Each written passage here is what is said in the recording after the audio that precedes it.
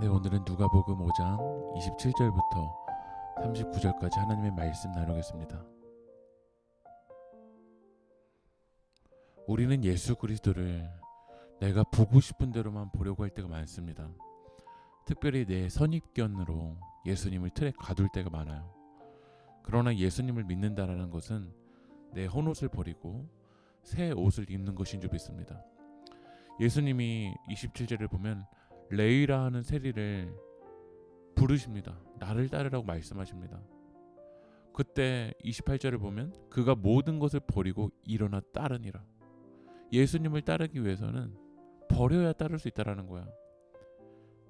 더 가져야, 더 챙겨야 따를 수 있는 게 아니라 예수님의 그 콜링, 예수님의 부르심을 따라가기 위해선 내 선입견, 잘못된 생각 다 버려야 예수님을 따를 수 있습니다.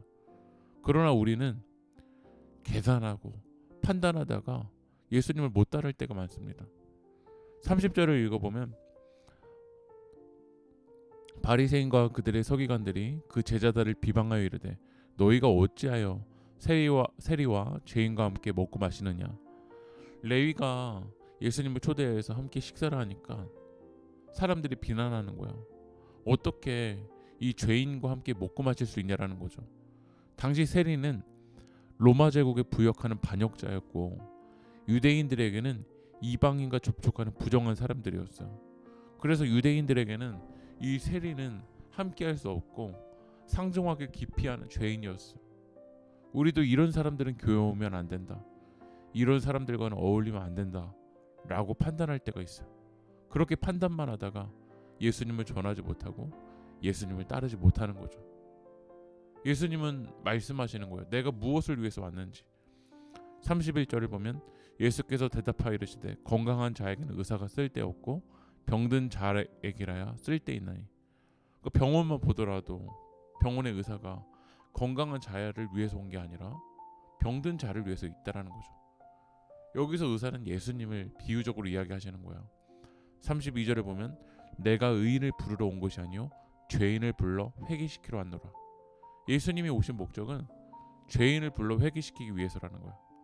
그렇다면 하나님이 원하시는 교회는 죄인들도 회개하기 위해서 올 수 있는 공동체가 되어야 될 줄 믿습니다.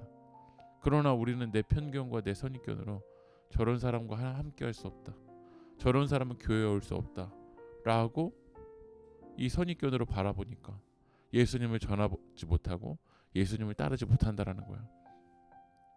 34절 읽어보면 그들이 예수께 말하되 요한의 제자는 자주 금식하며 기도하고 바리새인의 제자들도 또한 그리하되 당신의 제자들은 먹고 마시나이다. 당시 이 사람들이 이야기하는 거야.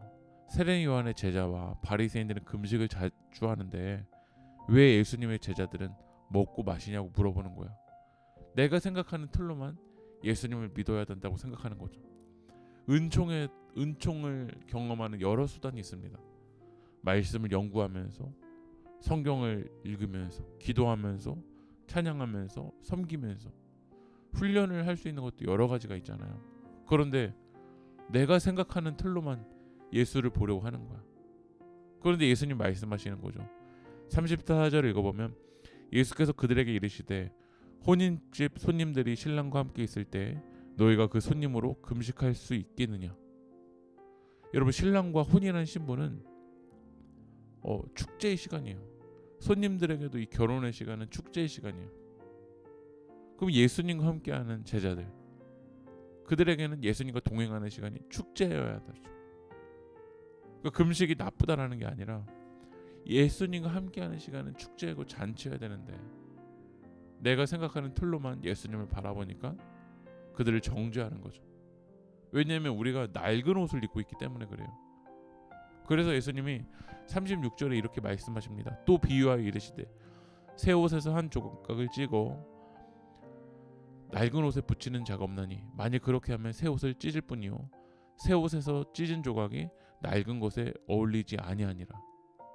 새 옷을 입었는데 낡은 옷을 붙이면 그 새 옷이 어떻게 되죠? 틀어진다라는 거야. 우리가 낡은 옷을 가지고 예수님과 연결되려고 하면 내 선입견, 내 편견이 오히려 우리들의 신앙을 비틀어 버려요. 그래서 우리는 새 포도주를 어디에 담아야 되냐면 38절에 새 포도주는 새 부대에 넣어야 할 것이니라. 여러분, 주님의 은혜를 여러분의 잘못된 편견과 선입견으로 담으려고 하면 찢어져 버려요. 낡은 가죽은 그 포도주를 터뜨려서 다 쏟아지게 만들어요. 우리도 예수님을 볼 때 예수님의 은혜를 낡은 가죽에 부대에 담으려고 하는 거죠.